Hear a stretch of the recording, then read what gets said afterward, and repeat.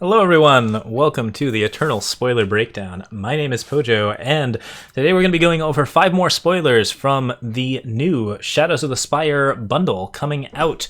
I believe the pre-order stuff is coming out the 29th, and the actual stuff is coming out May 4th. So we have seen some new spoilers as a result of the latest ECQ. Congratulations to The Boxer and Jacques D, by the way, both of whom ran fantastically cool decks in Throne. We saw a cool 5-color list and a sweet Stone Scar deck making their way up to the finals, and really cool stuff happening there. I guess if you want to watch the VODs and find out what happened, that's good stuff. Wrath of Caiaphas will be our first spoiler for the day, because this was one that was spoiled, I think, before the first 5 that were in the pre-order bundle were spoiled. But this is one that I actually missed previously, so we're going to talk about this one first, because it's a cool one. 7 cost, colorless card. Each player discards their hand, then draws 7 cards. You can pay 2 to swap Wrath of Caiaphas from your hand with a random power card from your deck, which is a really neat little extra ability that means that the card does not cause a lot of problems for you if it is something you draw early on. You can just play it as effectively like a Caleb's Favor. It's Caiaphas's Favor, essentially, where you get the ability to pick up a power card and still be able to play Wrath of Caiaphas later in your game a little bit further on. Of course, that could also lead to some weird RNG scenarios where you swap the card from your hand with a random power card in your deck and then immediately draw it again, swap it again, draw it again. Probably not a terribly likely scenario, but it's an interesting thing to consider in terms of like overall RNG. Certainly could mess with you in that respect, but in general, the card allows you to fix your power, while also being like something that is very interesting on the 7-drop side. The discard their hand and draw 7 cards thing is affected by Aegis, same as Talir's Unwinding, so it's a solid answer to face Aegis, because if your opponent has a face Aegis, then you play the spell, it is countered by the face Aegis, or rather the face Aegis blocks the opposing side of it, and I believe you should draw 7 cards yourself, so you'll get the discard, they won't. If both players are drawing 7 cards and you're playing this at 7, it's very disadvantageous. It's not a very good thing if you're playing it basically on its own to refresh a hand, because your opponent also gets a refreshed hand, and if they're in a position of advantage, that's usually enough to win the game on their turn, especially in Throne or any other like format where that's particularly beneficial. However, Wrath of Caiaphas can be made cheaper. Notably, Tempting Offer reduces the cost of this card by 1 each time that you play it. You can play Tempting Offer multiple times with stuff like Voice of the Speaker. We actually have a deck built around this concept that plays around with Caiaphas, and I think the extra card draw combined with cost reduction can be really interesting if you are playing around with a lot of different stuff. Overall, it's a pretty cool concept for colorless nonsense. There's a lot of colorless support happening in this particular setup, and I think that it's a fairly interesting choice as far as like what you are trying to do power level is concerned. There's a lot of cool stuff happening there. It basically just gets you the sweet hand refresh, and then like the actual like sort of the setup that you have there is something that you can potentially do some really wild things with. You can punish people with Stone Scar Manacles. You can mess around with like extra turns. There's a lot of different ways to make Wrath of Caiaphas into a pretty disgusting card. Another particularly strong one is it's an amazing Temporal Distortion card. There's a lot of different toys and ways that you can play around with the idea. And then of course, if your opponent ever has a face Aegis, this is just an amazing card to be playing. But doing this at like 5 or 6, really powerful. Doing it at 7, not so great. It's definitely got some sort of, you have to do a lot of good builds to actually get it running, and if you can actually get it going, then yeah, it's an amazing time. Overall, seems pretty solid. All right, next up, we have we are going to be talking about the Silverblade Menace. So, 4 costs 3/3, Nightmare and Valkyrie together. So we have a I think it's the first Nightmare Valkyrie. 3/3 flyer, actually it's the second because the Ikaria is also a Nightmare Valkyrie. 3/3 flyer, summon, deal damage to the enemy player equal to the number of spells in their void, and you gain that much health. So decent amount of health, and you get some good spells going on. I think that overall that's pretty cool stuff. Like, it is not an amazingly statted card, but because of the damage that it deals to the enemy player and the health that you gain, it has a solid enough onboard effect that you're pretty happy playing this card in a deck with a lot of spells. If you're playing, say, for example, like the Skycrag Garden of Omens type deck, and you're playing it in Menace colors, playing this card actually deals like a good like 7 to 10 damage every time that you're running it out, which is not bad if you're playing a deck almost entirely full of spells. I think there's a lot of potential to get this card to actually do a lot of damage. It also does damage and and gains life in the same way that Razan does. There's some extra value to be had from that if you can figure out a way to give the card some sort of benefit when it deals damage, like some sort of infiltrate effect. It's pretty hard to do that in hand, so there might be some build-arounds for Silverblade Menace later, but I think most of all right now it is a card that really just is a solid card if you're building it around spells. There's not too much going on, but it's a really neat card to be picking up in the market in a spells-heavy deck, or even to be putting in the main deck in a spells-heavy deck, and does pretty good for that. Oh, the number of spells in the enemy void. Whoops, yeah, I did actually misread that. Chat is correcting me on that. Enemy void, so it's good against like sort of Skycrag spell-based decks. You're playing it against like Garden of Omens, that kind of thing. So yeah, in that case, it is actually just a solid card in a non-spell-based deck, and you can do some better things with it that way. So got to reevaluate the card a little bit on that front, but that means that it's not as heavy a build around, and instead it's a rather welcome card in any sort of shadow-based deck, because you get a cheapish flyer that also deals a decent amount of damage immediately. The extra health off of it is very, very solid. You get some good DPS out of it, and despite our having the wrong idea about this card, it is very good in creature-heavy decks, such as Argenport, that kind of thing, if you want to basically have some tech against Skycrag, or even like some of the other like spell-based options that are a little bit more aggressive. There's a lot of decent stuff there that really wants to hurt you, and this is something that gains you back some health and makes it much, much harder for direct burn to harm you in that way. Seems like a cool market card, seems like a cool main board card under specific circumstances, although the 4 slot is a little crowded in creature-heavy decks, particularly Argenport, which is one of the places I'd most like it to be. It does gain life, which is useful for a wide variety of Xenon tech in Throne, although we haven't seen a lot of Xenon tech in Throne in a very long time, so seems unlikely to see too much play in that respect, but there's going to be a couple of places for it. Rolling Spike back, 3/1. Aegis Reckless, summon, create, and draw a random dinosaur. The Reckless is kind of cool. The Aegis is very useful. Both mean that the card is going to be basically just running into things very, very commonly. If you can't give it Quick Draw or Overwhelm, then it really doesn't accomplish a whole lot on board. The summon ability is very, very cool, but the card itself does not accomplish very much and is actually like a little inefficient, I think, stat line-wise. It can't block effectively. The Aegis is nice, but people aren't going to be trading with it too much. If you can buff the dinosaur, give it Overwhelm, and sort of like play around with it a little bit more, then that's going to be helpful to you and reasonably well done. But also there's like a 3/1 killer at this particular setup. There's a lot of decent dinosaurs that have a little bit more onboard impact. The create and draw a random dinosaur thing is just like a really nice benefit for crown decks, that kind of thing. This kind of jank doesn't really run in Throne anymore though, so I think it would be Expedition only, and Expedition-wise dinosaurs are not particularly popular at the moment, so yeah, I don't know. I'm not sure that dinosaurs are really looking for this card.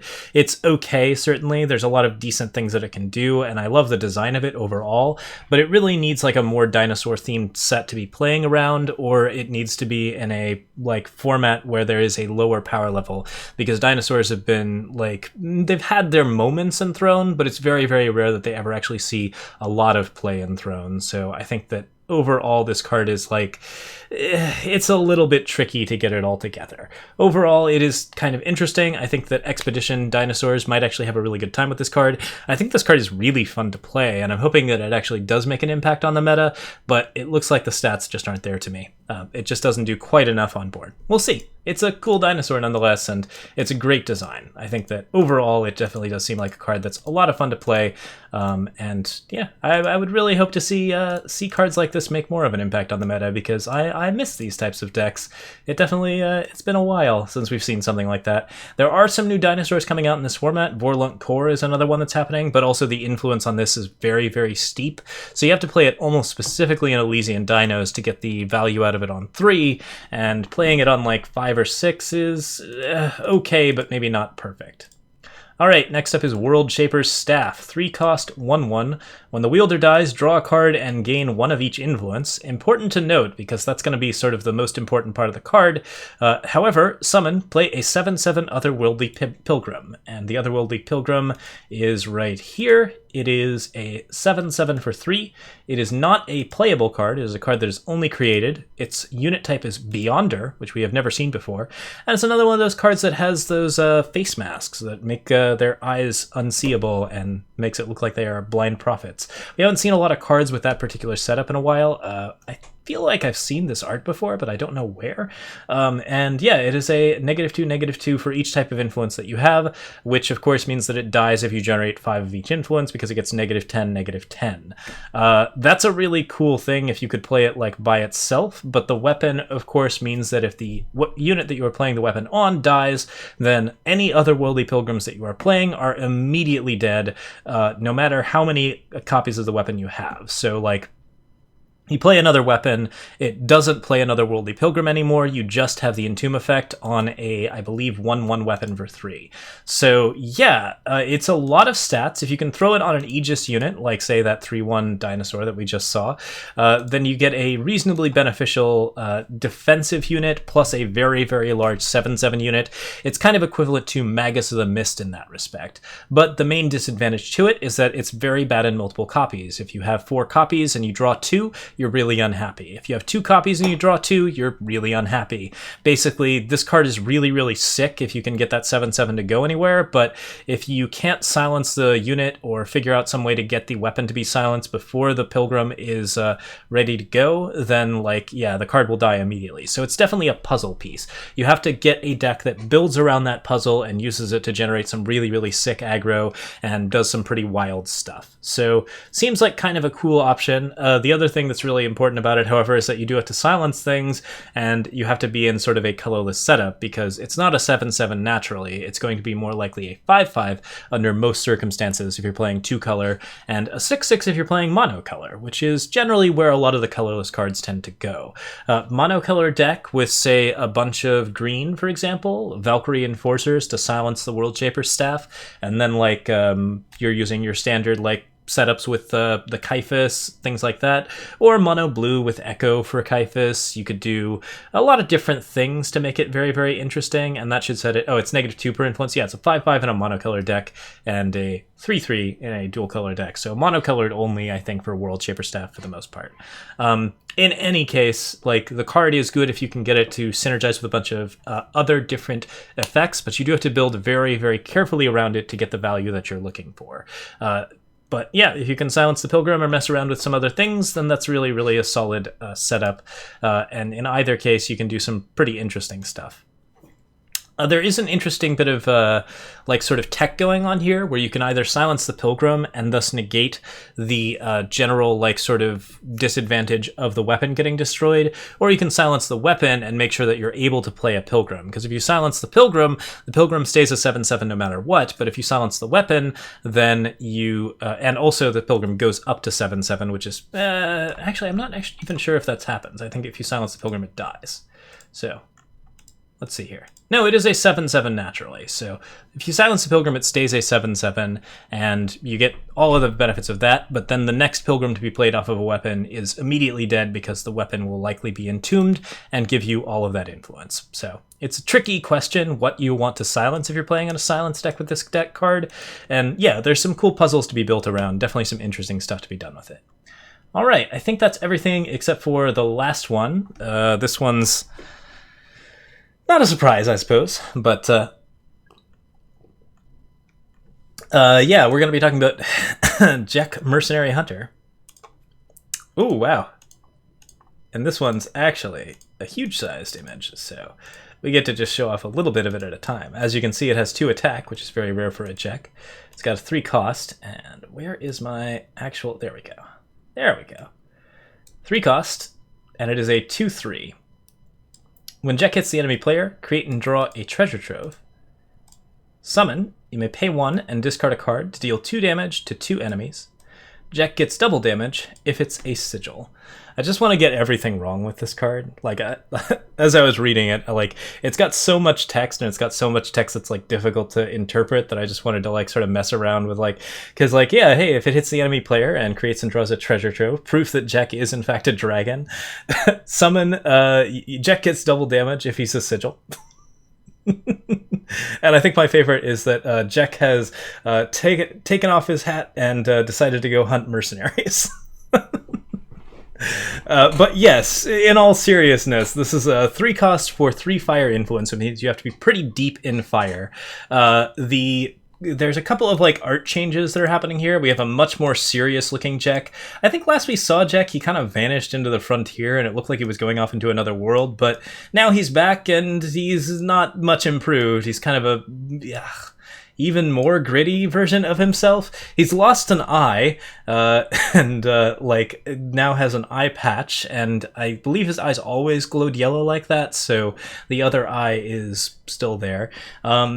Yeah, but a 2/3 that when it hits the enemy player creates and draws a treasure trove, that counts for its ability, which is a damage ability that can deal damage to a player. So if there's only one target for Jack's ability, you can discard a card, deal 2 damage to the unit, deal 2 damage to the player, and then get a treasure trove as a result of Jack Mercenary Hunter's ability, which is a relatively good way to refund your value, although that does mean you are discarding a card in your hand for a treasure trove, which is mediocre if you're only killing one unit on the board and it's a fairly small one.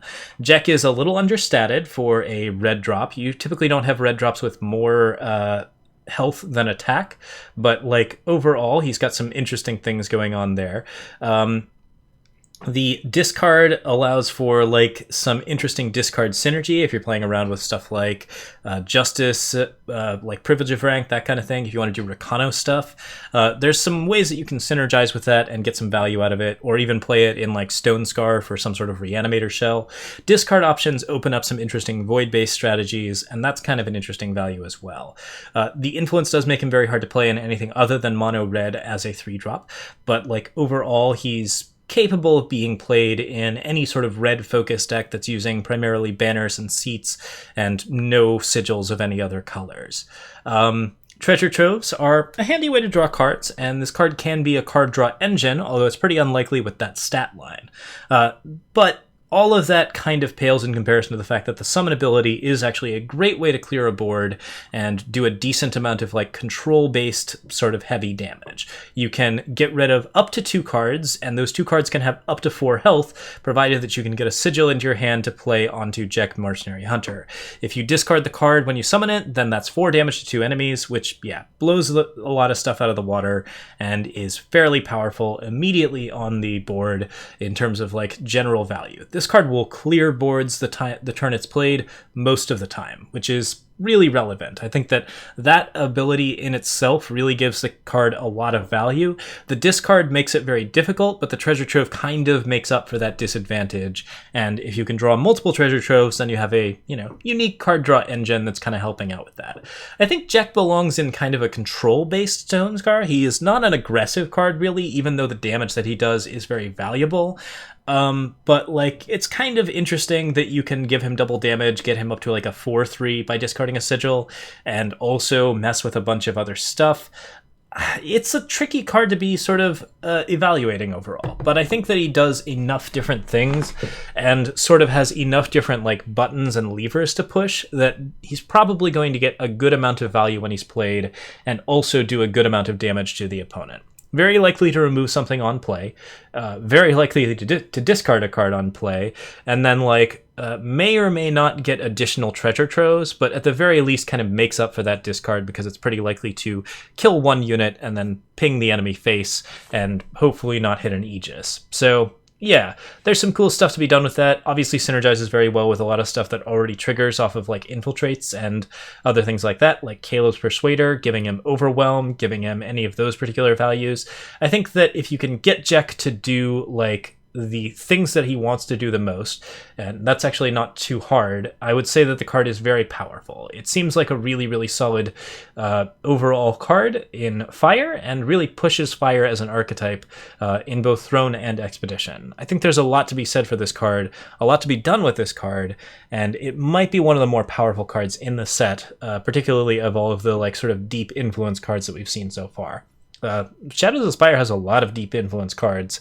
Also has a lot of colorless stuff, so we're going to be seeing people going further and further down particular colors to try and get deck cards that are stronger and cards that are working better under those respects. In any case, it's a really cool card. There's a lot of fun stuff to be done with it. It's fine to see Jack again. Certainly we can queue all of the Jack memes up all over again, and what's not to love about that? And that is our 5 cards for today for Shadow of the Spire. Thank you so much for watching. I hope you enjoyed, and I hope you found out some cool stuff about new cards.